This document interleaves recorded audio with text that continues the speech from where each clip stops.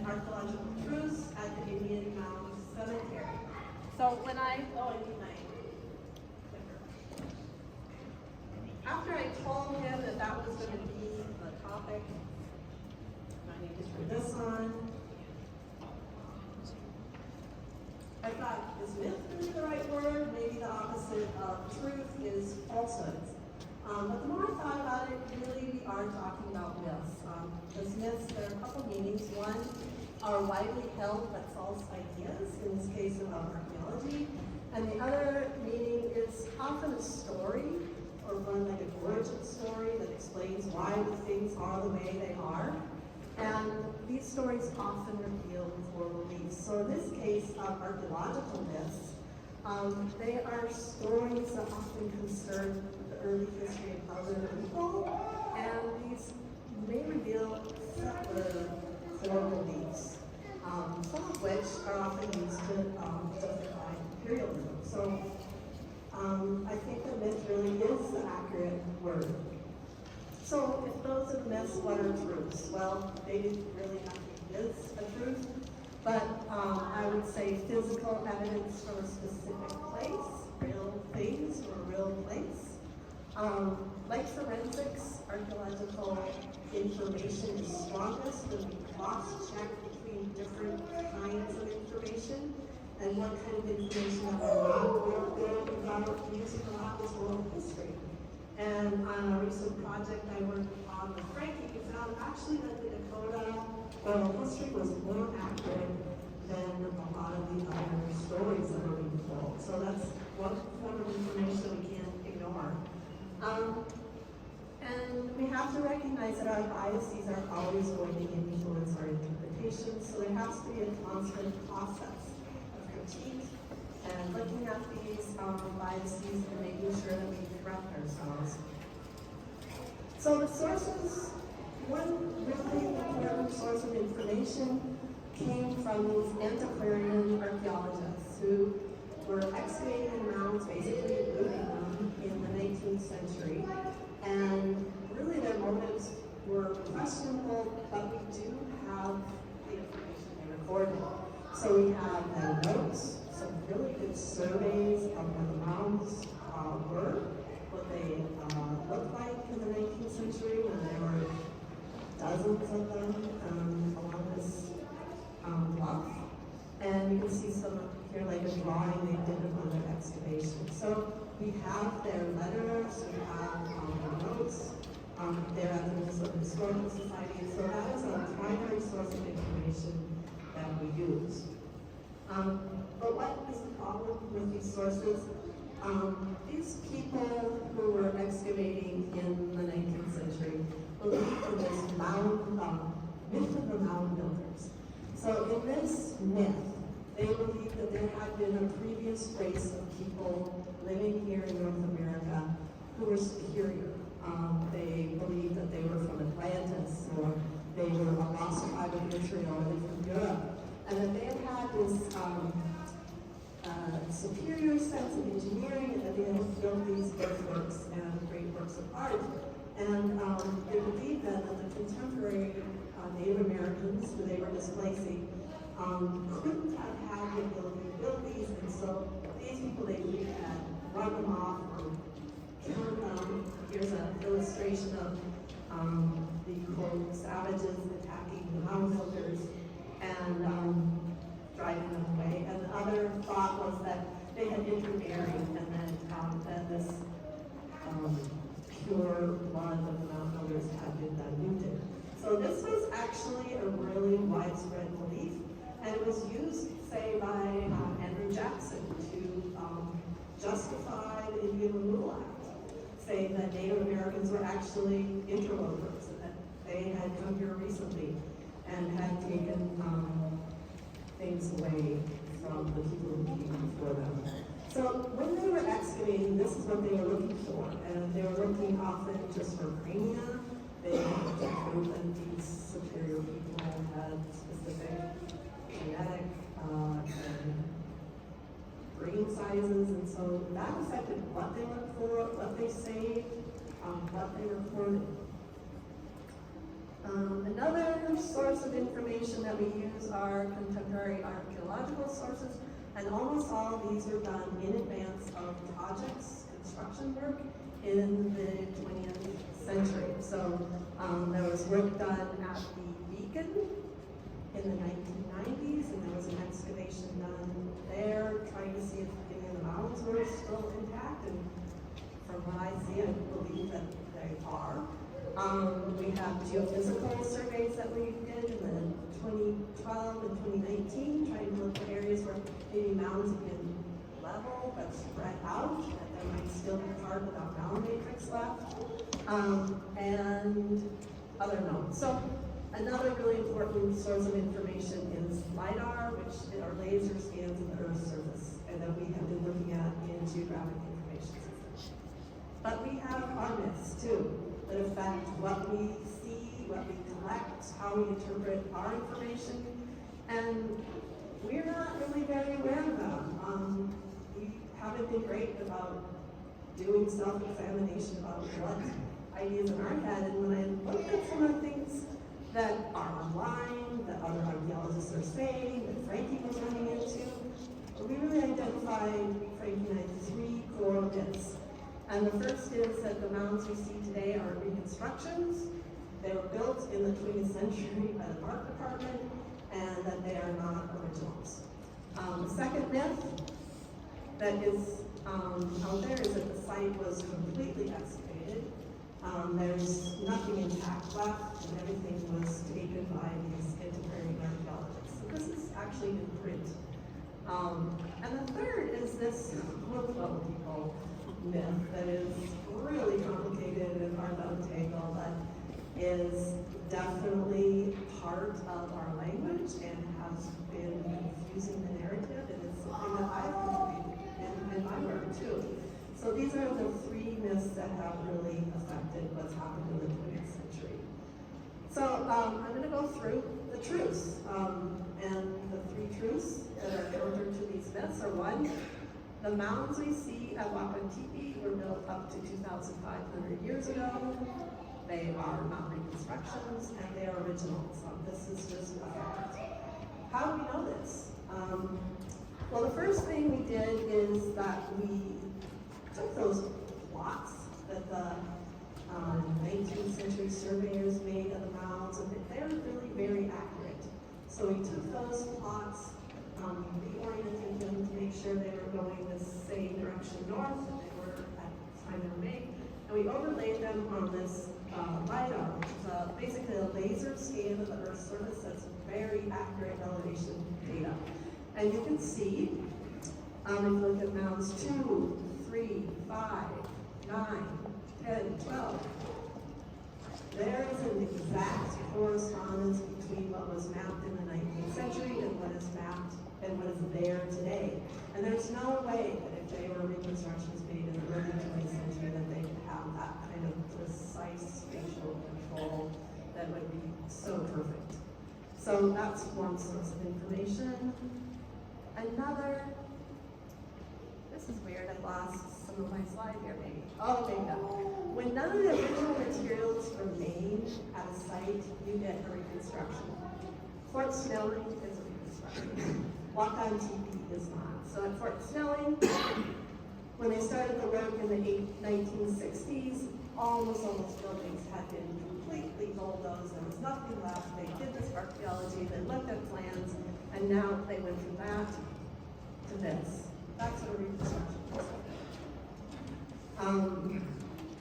What do we have at Wakatepe?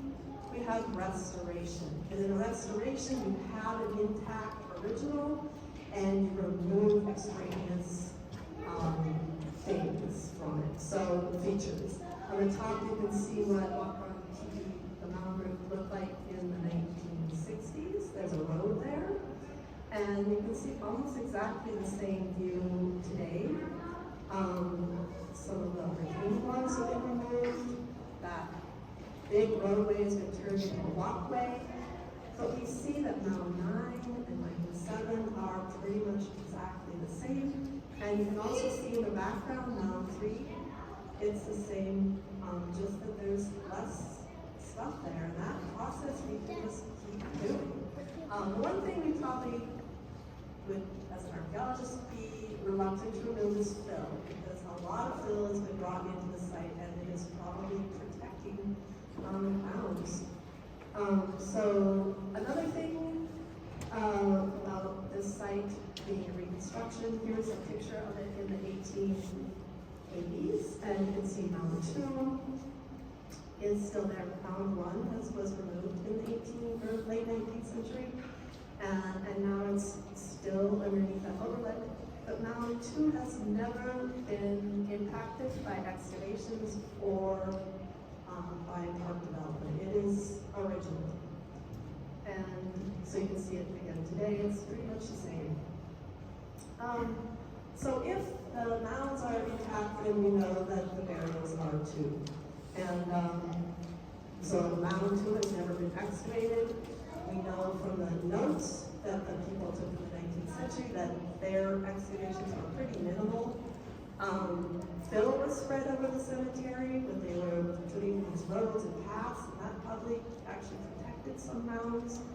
And even when mounds are leveled, burial materials remain. We've got over and over these inadvertent discoveries on burial sites where people say the mounds were gone, and sure enough, there are burials underneath them. So finally, recent reburials were made in this cemetery in the late 19th century. So this argument that there are not burials, that's therefore not a cemetery, is really completely false. You don't even need to do archaeology to figure this out.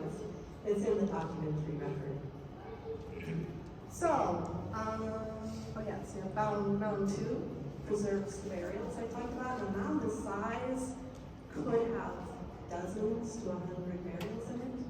Often there was a early burial beneath the mound, but then through time there would be more burials added, more fill added, many episodes of this, and mounds can have hundreds of burials in them.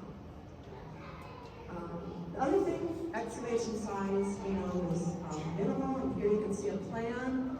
It's labeled Mound 7, we now call that Mound 9, but there is where their trench was that they made one afternoon, and we figured it out. It's 2.7% of the mound, and actually they got tired of digging, so as they went down, they got smaller and smaller. This is it is a terrible desecration, and we shouldn't minimize the harm that was done, but we should also not read that as destruction. And we should not ignore the fact that many burials are probably still intact and preserved here. Another thing is they didn't screen the soil, and they were really not interested in a lot of stuff they found. And so after they did the excavations and they reburied, they put everything back. And as you can see in one of these notes, at the bottom here it says, this is something different. Another guy says, a great many of the bones exhumed were returned to the interior of the mound. So they were looking for certain things and they put a lot back. But at the base here it says, river bluff descends here immediately to the foot of the mountain. So we just looked at, that's where we just saw that picture of the road. And from their notes we know the mounds used to be right on the edge of the bluff. So here we can see on the bottom the original plot, and you can see how the mounds come right to the edge. And now above is how it is today, where the roadway is, and the mounds are quite a ways from the edge. And so we know that they put 1,442 cubic yards of soil in there in the late 19th century. They probably kept adding soil as they built up these roads. And so mound burials probably survived under that fill. And another archaeologist in the 1988, before they put the fencing in, did some cores, and he said definitely that Mound 1 was probably underneath the pavement, where that overlook is. Mound 6 and Mound 11 appear to still be intact underneath the retaining wall. So sometimes the fill, it affects the site, but it has covered up burials, undoubtedly. Finally, a level mound is desecrated, but it is not necessarily destroyed. So here we have a schematic of a mound. You can see that there are burials made on the top of the mound, and when the mound is bulldozed or leveled, it will move that out, but often burials are intact below it. So at Indian Mounds Cemetery, a lot of mounds were leveled, and it seems that they pushed the soil into the low places. That soil is probably still on the site, underfilled. So yes, it is a desecration, but we have to be very careful about the word destruction or destroying. So yes, talk about the fill, but it backwards. Okay, truth number 3. No Hopewell people were buried at Indian Mounds Cemetery. Now, some people say that there weren't even Hopewell people, but that's not true. Here's Mr. Hopewell. He was a Civil War veteran and a farmer in Ohio. And he settled on a farm and had some large burial mounds there. And when they excavated them, they found these very beautiful art that was made from materials that had been collected from around North America. So there was copper from Lake Superior. There was pipestone from Minnesota. There was obsidian from Wyoming, and these beautiful materials. And that idea, this large network of trade, elaborate mound burials, is a style, but somehow it has been turned into this idea that there were Hopewell people. So this is the only Hopewell person I'm aware of who is not buried here. So this archeological term is kind of taken on a life of its own now. So it is a term for an archeological culture, although it's not a linguistic group, it's not a social group, it's not an ethnic group, and archaeologists have not clarified that. So I think the analogy would be like, what if archaeologists in the future looked at us and they said, oh my gosh, there was this thriving culture, and then the self-focused people arrived. And they drove everyone away and killed them, and they took over, or else they intermarried with them. They diluted this good, pure culture of non-cell phone users. And there was a war between Android and iPhone people, but they eventually they worked it out. And they had shared ceremonial practices. So archaeologists are really good at defining things and classifying them, but we tend to turn things into people. Say that a change in what people are using means that the new group moved in. And we'll see that with some of the signage. So where does this Hopewell myth comes from? 1957, the Science Museum published this pamphlet, Hopewell Burial Mounds. I'm sure a lot of you have seen this. And in it, Eldon Johnson, who's really the father of archaeology in Minnesota, and nobody wants to disagree with anything he said, says that, what is it? There's a strong element of Hopewell culture. He probably meant the archaeological culture. And then he says that they belong to the Hopewellian period. So this isn't really that outrageous from an archaeological perspective in this language, but what happened to it is pretty shocking. So I'm sure a lot of you remember this sign that's thankfully no longer at the site or at the cemetery. And here we start to get this Hopewell story that really mimics the older mound builders myth. So they say these people, it's not archaeology, it's not types of artifacts, but they're people. They moved west into the eastern edge of present-day Minnesota about 400 AD and were eventually assimilated into other regional groups. So it sounds like the mound builder myth.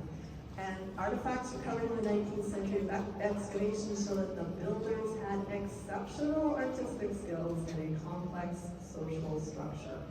So they're kind of setting up this idea of this earlier group that have this exceptional skills in society. And it's not said, but I think it's sort of compared to modern day indigenous people who live here. So that's gone, but we still get the same story. So here is the National Park Service. This is on their website now. And it says the Mounds Park area in St. Paul has been used by at least 2 American Indian cultures. So again, they are confusing a style, an archeological style, with a culture. Hopewell peoples, again they call them people, are thought to have constructed the earliest mounds between 1500 and 2000 years ago. More recently, Dakota Indians with different tribal customs also brought their dead to this place. So here is the myth with some ideas about an earlier people that was here, this separation between Hopewell and Dakota. Even when you look at this, say this picture of what a Hopewell mound looks like, that is exactly what a Dakota mound looks like. There is, it just is what a Dakota mound looks like. So, what beliefs are revealed by current archaeological myths?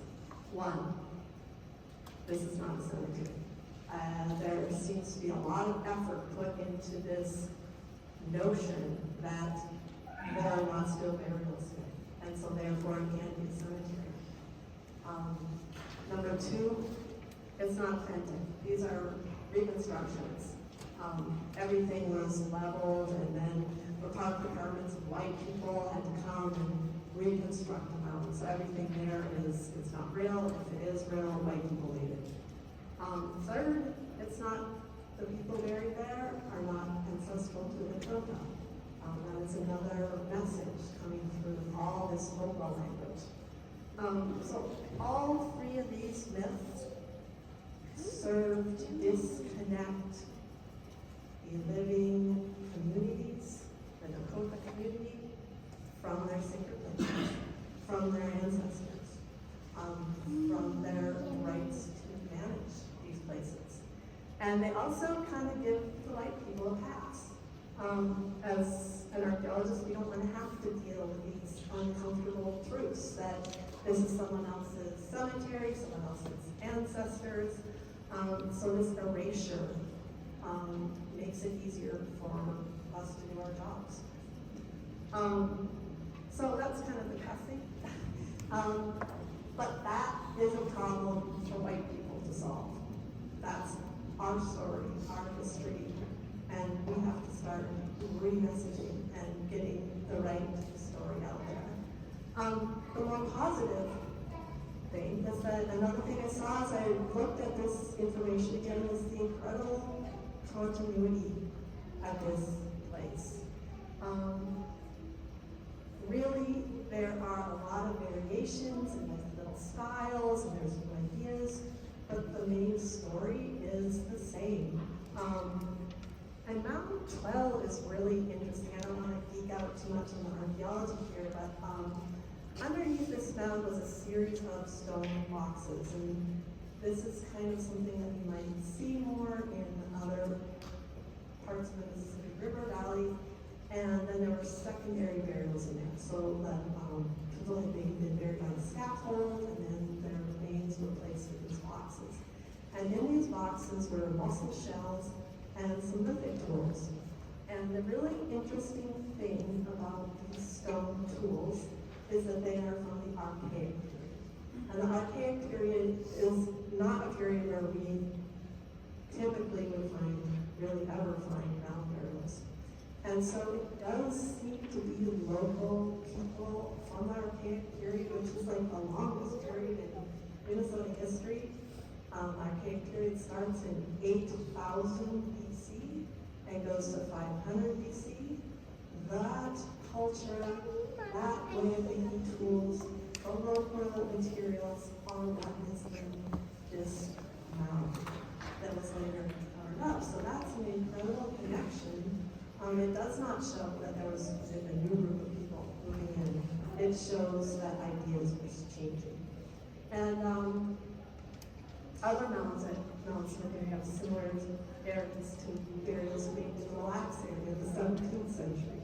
We know in the 18th century, people were making burials here. 19th century, people say that mound burials stopped in Minnesota in, I can't remember the date, 1760. We know that Dakota people were still doing mound burials in Minnesota in the 1850s. We have mounds with carbon 14 dates. We have historic mounds in Redwood.